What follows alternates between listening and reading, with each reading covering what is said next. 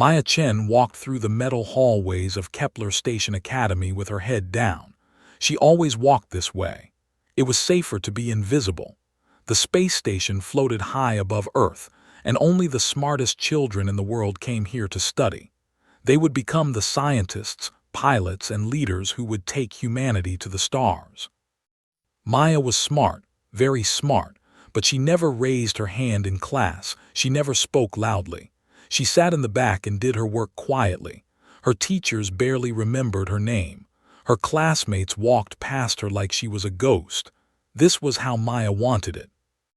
The station was beautiful in its own cold way. Through the windows, you could see Earth spinning slowly below. Blue oceans, white clouds, green lands. Maya sometimes stood at these windows late at night when everyone was sleeping. She would press her hand against the cold glass and wonder what it felt like to belong somewhere. She was 18 years old. In 6 months, she would graduate. Then she could leave this place and start a real life somewhere far away. She just had to survive 6 more months. The problem was Vera Okonkwo. Vera was everything Maya was not. She was tall and strong. She walked through the hallways like she owned them, and in many ways she did. Her father was Admiral Marcus Okonkwo, the most powerful military commander in the entire solar system. He controlled the Sol Defense Fleet, thousands of warships that protected humanity from threats both real and imagined. Because of her father, Vera could do anything she wanted. She cheated on tests and teachers looked away. She hurt other students and no one reported it. She took things that did not belong to her and no one complained. The other students either feared her or wanted to be her friend. Either way, Vera always won. Maya had managed to avoid Vera for almost 4 years. She had learned which hallways Vera used. She knew Vera's schedule. She knew which tables in the cafeteria were safe and which were dangerous. Staying invisible was hard work, but Maya was very good at it. Until today. The exogenetics lab was on the 3rd level of the academy. It was Maya's favorite class.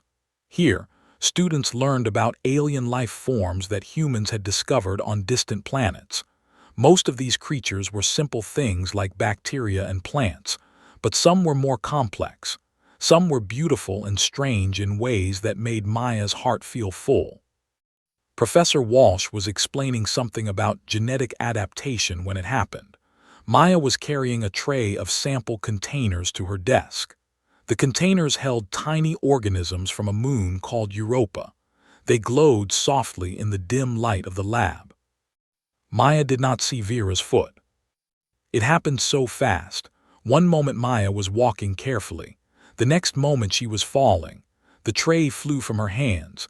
Sample containers crashed against the floor. Glass broke. The glowing organisms spilled across the metal surface like tiny dying stars. The lab went silent. Maya pushed herself up from the floor. Her hands were cut from the broken glass. Small drops of blood fell and mixed with the spilled samples. She looked up and saw Vera standing above her. Vera was smiling. It was not a nice smile. "Watch where you are going, ghost girl," Vera said. Her voice was loud enough for everyone to hear. "You almost ruined my project with your clumsiness." Maya knew she should stay quiet. She knew she should apologize even though it was not her fault. This was how you survived people like Vera. You made yourself small. You let them win. You waited for them to get bored and walk away. But something was different today. Maybe it was the broken samples on the floor. Those organisms had traveled millions of kilometers across space. They had survived the cold vacuum and the radiation. They had made it all the way to this lab, only to die because of one cruel girl's foot. "It was not my fault," Maya said quietly. The words escaped before she could stop them. Vera's smile disappeared. Her eyes became hard and cold like the metal walls of the station. Nobody talked back to Vera Okonkwo. Nobody. "What did you say?" Maya should have apologized. She should have looked down. She should have become invisible again. Instead, she said, "You tripped me." The slap came so fast that Maya did not even see Vera's hand move. One moment there was silence. The next moment there was an explosion of pain across Maya's face. The force of the blow sent her flying backward. Her head hit the glass wall of a containment unit. The glass cracked, and then everything went dark. In that darkness, Maya felt something strange happening inside her mind. It was like a door opening in a room she never knew existed. Behind that door was light, but not normal light. This light was alive. It moved and pulsed like a heartbeat. 10 seconds passed. In those 10 seconds, Maya's entire brain changed. Pathways that had been sleeping since her birth suddenly woke up. Cells that had been waiting for 18 years finally activated. Something ancient and alien unfolded inside her like a flower opening to the sun. When Maya's eyes opened, they were glowing. Soft blue light poured from her eyes like tears made of starlight. Every student in the lab stepped backward. Even Vera looked afraid for the first time in her life. Maya stood up slowly. The cuts on her hands were healing. She could see things now that she could not see before. She could see the electrical systems running through the walls. She could see the heat signatures of every person in the room. She could feel their emotions pressing against her mind like waves against a shore. Fear, shock, confusion, anger. And from deep inside Vera, hidden beneath all the cruelty and pride, Maya felt something small and sad. Something that had been hurt a long time ago and had never healed. "What are you?" Vera whispered. Maya looked at her hands. The blood was gone. The cuts had closed. Her skin seemed to glow faintly from within. She did not know what she was anymore, but she knew one thing for certain. She was not Maya Chen, not the invisible girl who hid in corners and counted days until escape. She was something new, something that humanity had never seen before. And as she walked out of the lab, leaving behind the broken glass and the shocked faces, Maya understood that her life would never be the same. The girl who had been invisible was gone forever. Something else had taken her place. The school's medical center was white and cold. Machines beeped softly. Lights flickered on screens showing numbers and graphs that Maya did not understand. A robotic arm moved above her head, scanning her body with invisible rays. The medical AI spoke in a calm voice. "Patient shows unusual brain activity. Neural pathways have reorganized. Cellular regeneration is operating at 300% above normal human levels. Classification: anomalous but non-threatening." Dr. Reeves, an old man with tired eyes, looked at the readings. He frowned. Then he looked at Maya. Then he looked at the readings again. "You hit your head," he said slowly. "You have a minor concussion. Rest for 2 days. Take these pills if you get headaches." He handed her a small bottle and walked away quickly. Maya noticed that his hands were shaking. He had seen something on those screens that scared him, but he was choosing not to talk about it. That was fine. Maya did not want to talk about it either. She returned to her small room in the student housing area. It was a simple space with a bed, a desk, and a window that looked out at the stars. She sat on her bed and stared at her hands. The glow was gone now. Her eyes looked normal in the mirror, but inside everything was different. She could feel it like a new organ that had grown overnight, something extra, something powerful. She touched the wall of her room. Instantly, she felt the electrical current flowing through the metal. She could sense the data moving through cables behind the walls. If she focused, she could almost read it. Numbers and letters and images flowing past like a river. She pulled her hand away. Her heart was beating fast. Over the next few days, Maya tested her new abilities in secret. She discovered that she could connect to any computer system just by touching it. Passwords and firewalls meant nothing to her.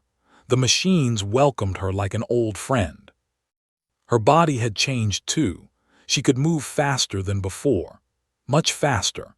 When she practiced in her room late at night, she found that her reflexes operated in a strange, slowed-down time. A falling pen would hang in the air for what felt like minutes while she decided whether to catch it. But the strangest change was the empathy. She could feel other people's emotions now. Not just see them on their faces, but actually feel them inside her own chest. When she walked through the cafeteria, she was hit by waves of teenage feelings: loneliness, jealousy, hope, despair, young love, old anger. It was overwhelming at first. Maya had to learn to build walls in her mind to block out the noise. Slowly, she gained control. She could choose when to feel and when to shut it out. She needed answers. What had happened to her? Why did she have these abilities? Were there others like her? Maya used her new skills to hack into the Academy's classified databases. It was surprisingly easy. The security systems that protected humanity's greatest secrets opened for her like doors made of paper. She searched for hours, days. She followed digital trails through old records and forgotten files. Most of what she found was boring: budget reports, student grades, maintenance schedules. Then she found Project Prometheus. The file was buried deep in a system that was supposed to have been erased decades ago. Someone had hidden it well, but not well enough. Maya read the file 3 times to make sure she understood. 50 years ago, humanity had made first contact with alien life. Not the simple organisms they taught about in school. Real aliens. Intelligent beings from a planet in a distant galaxy. These aliens were peaceful. They shared some of their knowledge with human scientists before leaving.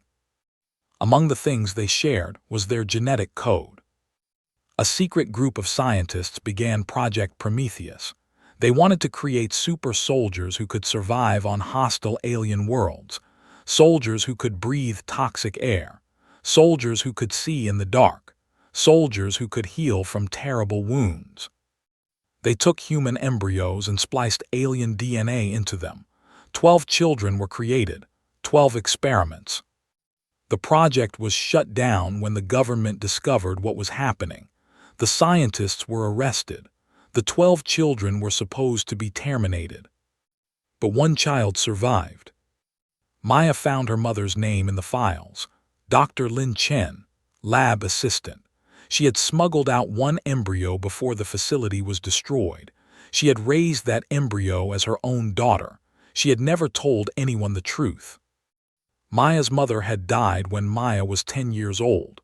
A shuttle accident, they said. Maya had been sent to the academy because she had no other family. She had spent 8 years believing she was alone in the universe. Now she understood why her mother had always looked at her with such sadness. Her mother had known what Maya really was. She had known that someday, something might wake up the alien genes sleeping inside her daughter. The file explained that the Prometheus abilities would remain dormant until activated by extreme physical trauma. The original scientists had designed it this way as a safety measure. The soldiers would seem normal until they were needed. Vera's slap had been that trauma. The blow to Maya's head had been the key that opened the lock. Maya closed the file. She sat in the darkness of her room and thought about what this meant. She was not fully human.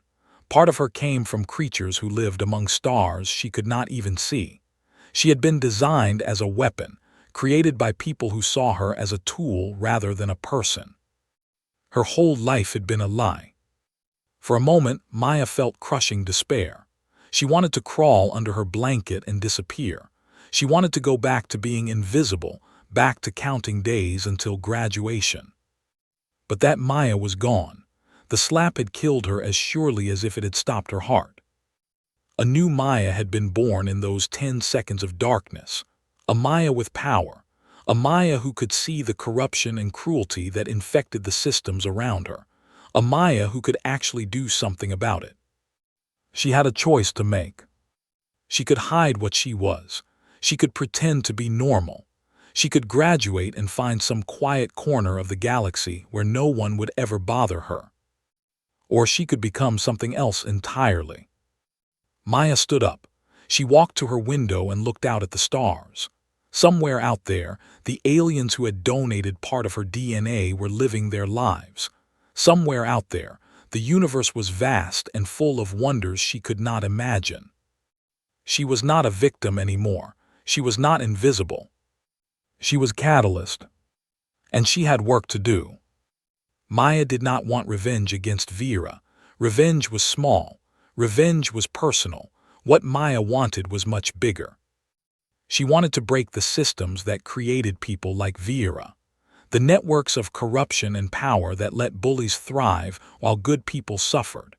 The invisible rules that said some lives mattered more than others. She started with the academy. Every night, while other students slept, Maya worked. She touched her hand to the walls and dove into the digital ocean of data that flowed through the station. She found secrets that powerful people had tried to bury. She collected evidence like a gardener collecting seeds. The first leak came on a Monday morning. Every screen on Kepler station suddenly showed the same document. It was the real academic record of Vera Okonkwo. For 4 years, her grades had been changed. Every failing test had been marked as passing. Every missed assignment had been marked as complete. Teachers who tried to give her honest grades had been threatened and silenced. The document showed everything: names, dates, communications between the headmaster and Admiral Okonkwo, money that had changed hands, careers that had been destroyed for the crime of treating Vera like a normal student. By lunchtime, the news had spread to every colony and station in the solar system. People were angry.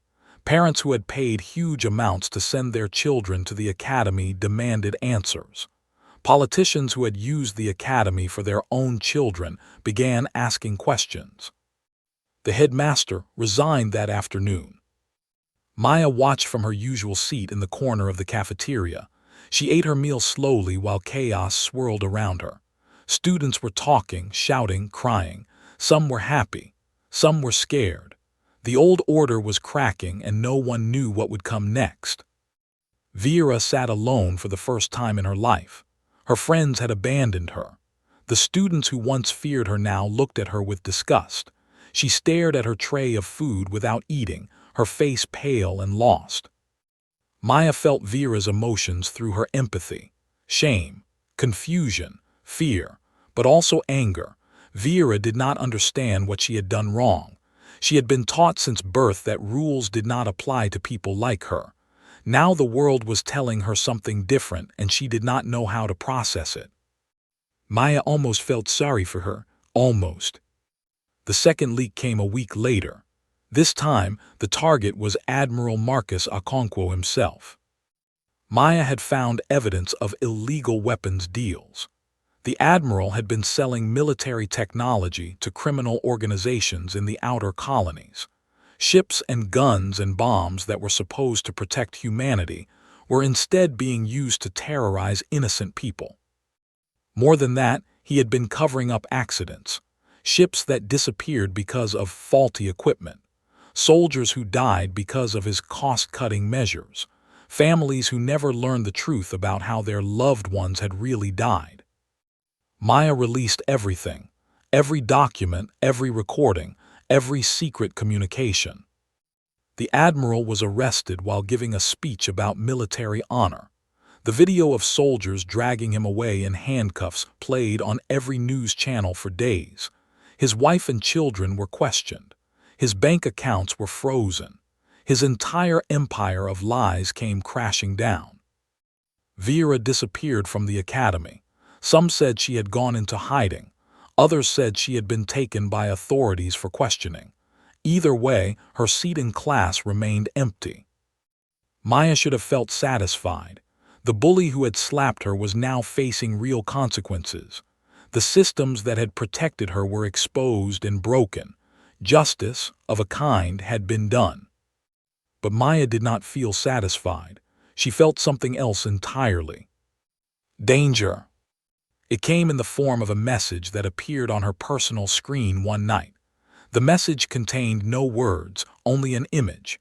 It showed a black circle with a white line through it. Below the circle were coordinates and a time. Maya recognized the symbol from the Project Prometheus files. It belonged to a group called the Purifiers. The Purifiers believed that humanity must remain pure. They saw genetic modification of any kind as a sin against nature. For decades, they had hunted down anyone connected to Project Prometheus. Scientists, family members, anyone who knew the truth. They had found Maya. She went to the coordinates. It was a small room in an abandoned section of the station where maintenance robots worked and humans rarely visited. 3 people waited for her there.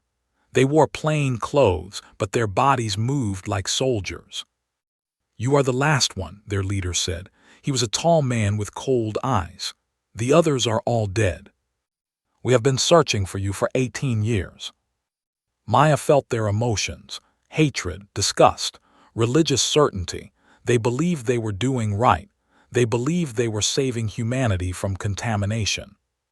"I have done nothing wrong," Maya said. "You exist," the leader replied. "That is enough." They attacked.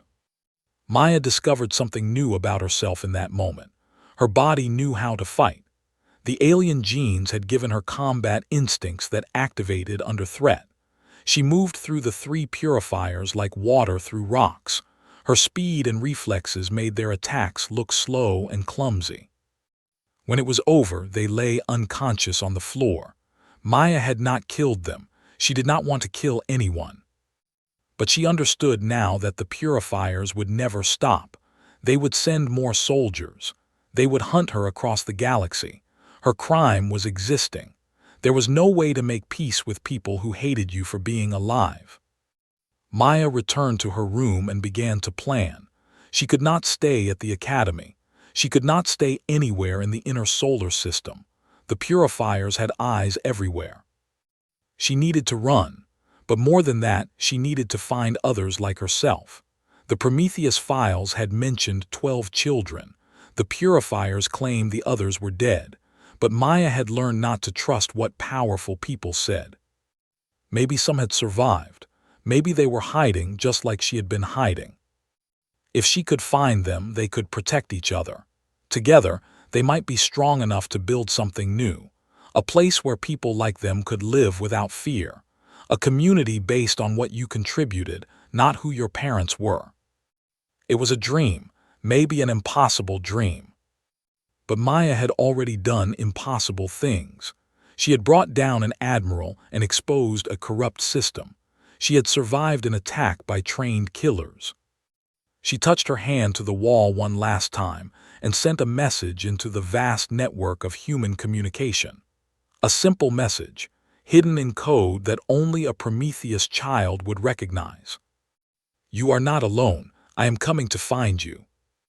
Then she packed her few belongings and prepared to leave the only home she had ever known. The stars were calling. The ship was called Prometheus Rising. It had been an exploration vessel once, built to carry scientists to distant worlds. Now it sat in a forgotten corner of a junkyard on the moon, waiting to be scrapped. Maya found it through the station's old records. She gathered a crew from the Academy's outcasts, students from poor families who had earned their place through talent alone, children of colonists who were looked down upon by Earth-born students, anyone who had felt the boot of power pressing down on their neck. 30 young people left Kepler Station in the middle of the night. They stole food and supplies from storage areas. They hacked security systems to hide their escape. By the time anyone noticed they were gone, the Prometheus Rising was already flying toward the edge of the solar system. Maya did not expect Vera to be waiting at the airlock. The girl who had once been powerful and proud now looked broken. Her expensive clothes were dirty. Her face was thin from days without proper food. The arrogance was gone from her eyes, replaced by something Maya had never seen there before. Desperation. "Take me with you," Vera said. The other students surrounded her with angry faces. These were the people she had tormented for years. They remembered every cruel word, every stolen lunch, every time she had made their lives miserable. They wanted to leave her behind. Maya felt Vera's emotions, fear of being alone, shame for what she had done, confusion about who she was without her father's power to protect her. Deep underneath all of that, there was something small and wounded, a child who had never been taught how to be good. "Why should we help you?" Maya asked. "I have nowhere else to go," Vera said. "My father is in prison. My mother has left the solar system. Everyone who used to be my friend has disappeared. The purifiers are hunting anyone connected to my family. You spent years making our lives terrible."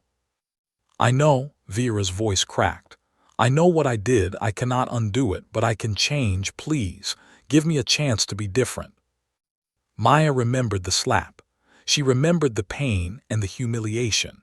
She remembered lying on the floor while Vera stood above her with that cruel smile.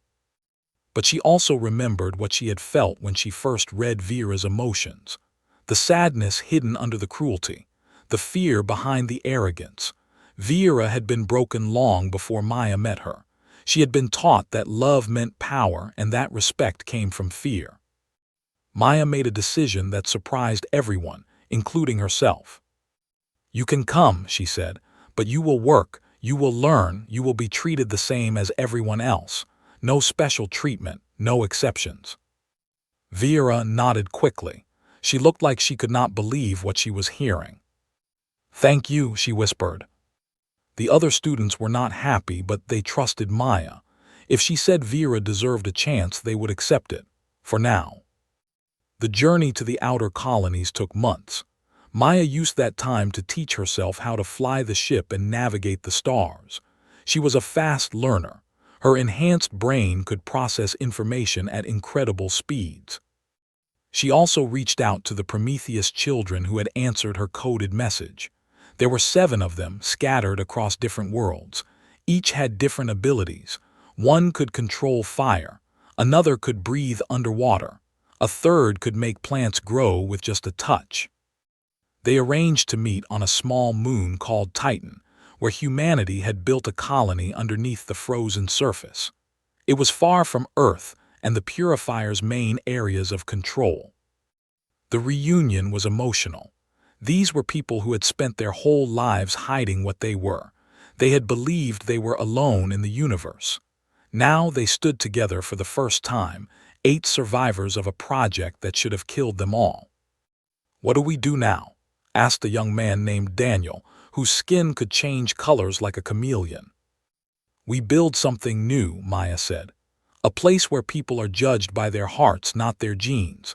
A community where power comes from service, not inheritance." They found an abandoned mining facility on a rock floating between Jupiter and Saturn.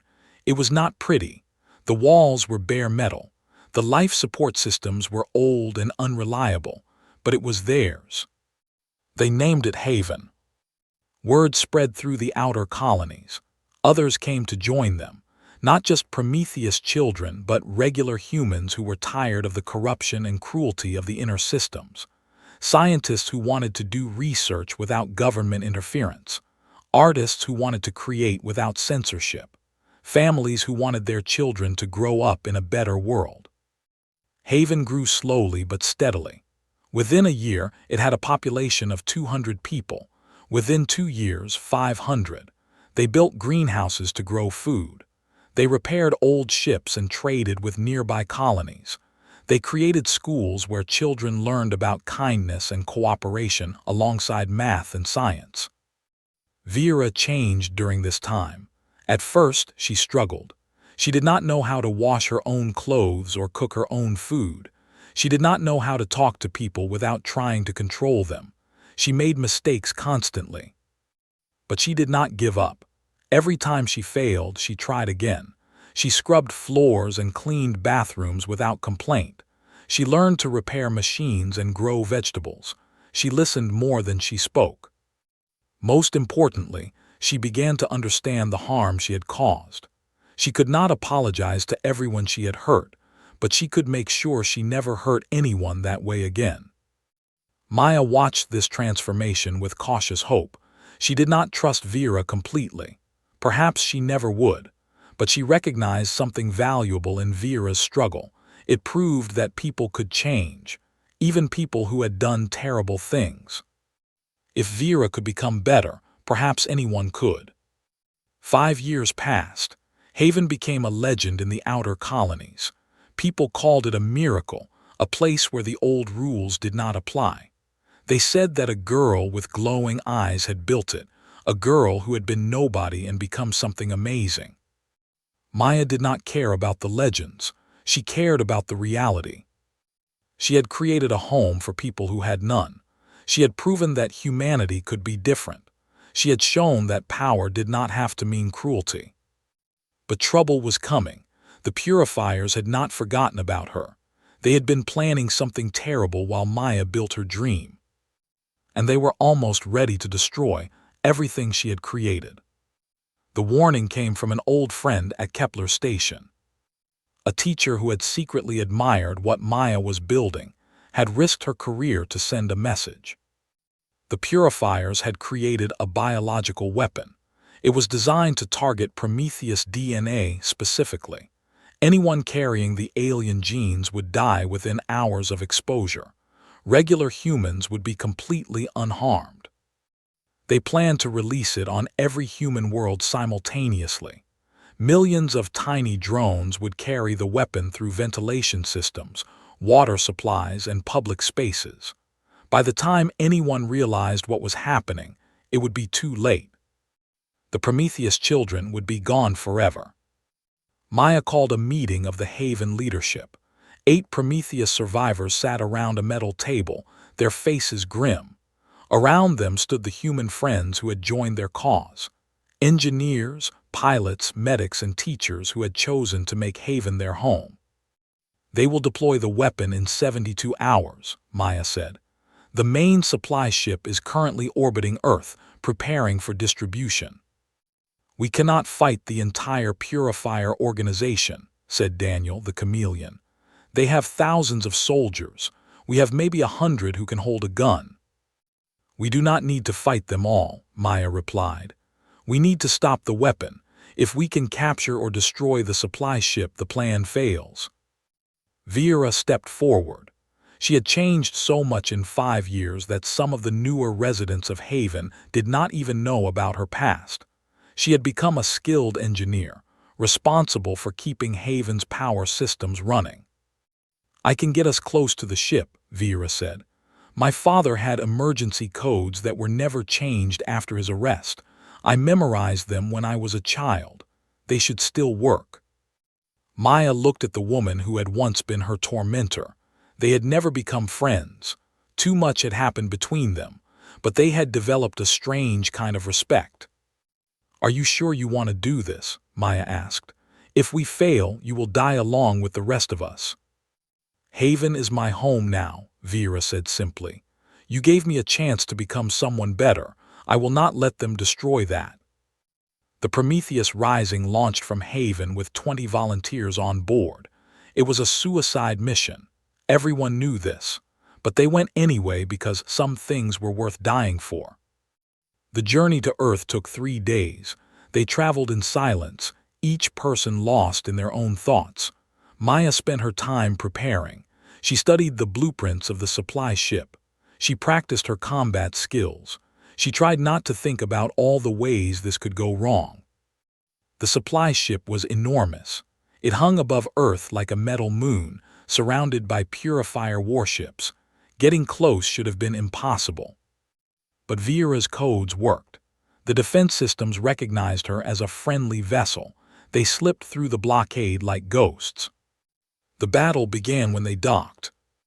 Purifier soldiers were waiting for them. Someone had betrayed them.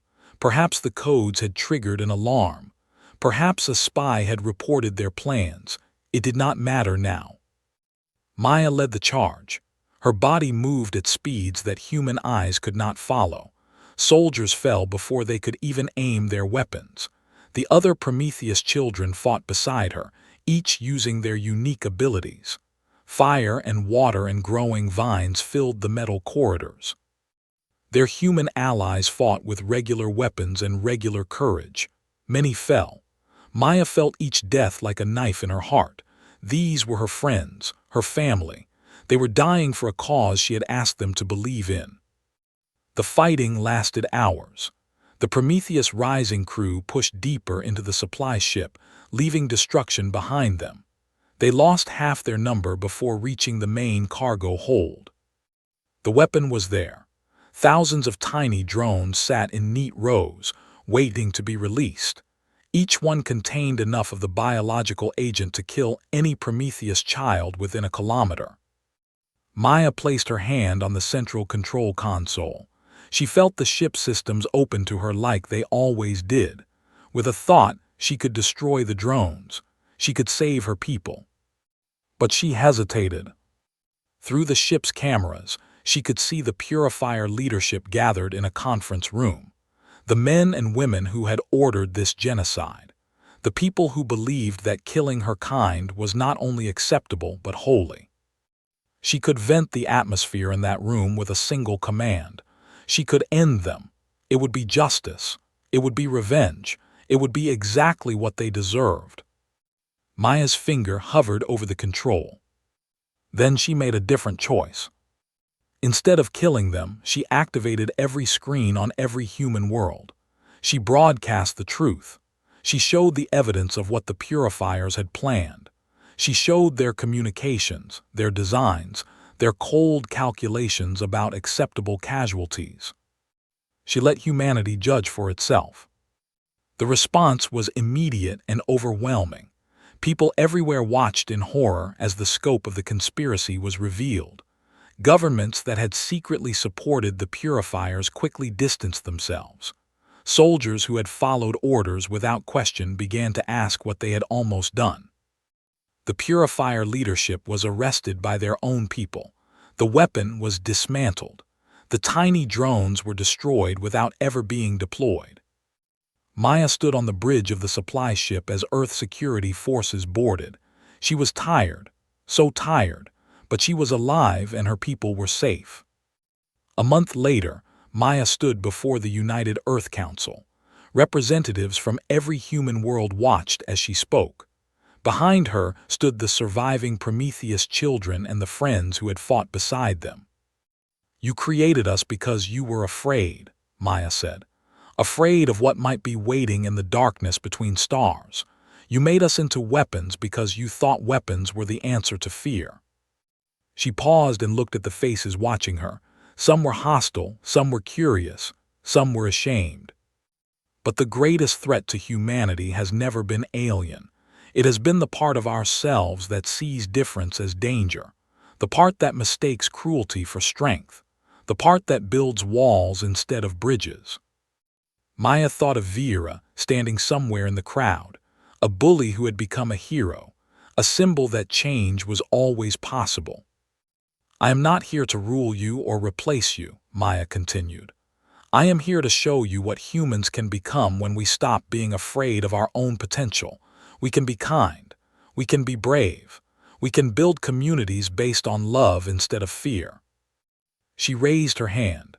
The soft blue glow returned to her eyes, but this time it was warm instead of strange. It looked like hope. "We are humanity too, not better, not worse, just different. And maybe that difference is exactly what we need to become the species we were always meant to be." The council voted that day to grant full citizenship rights to all Prometheus children. Haven became an official colony. The purifiers were outlawed across human space. Maya returned to her home among the stars. She was 23 years old. She had been beaten, hunted, and nearly killed. She had lost friends and gained a family. In her small room on Haven, she looked out the window at the distant light of Earth. Somewhere down there, a classroom still existed where a girl had been slapped and a universe had changed. Maya smiled. She had sought a new identity that day. She had found something better. She had found her purpose. And humanity would never be the same.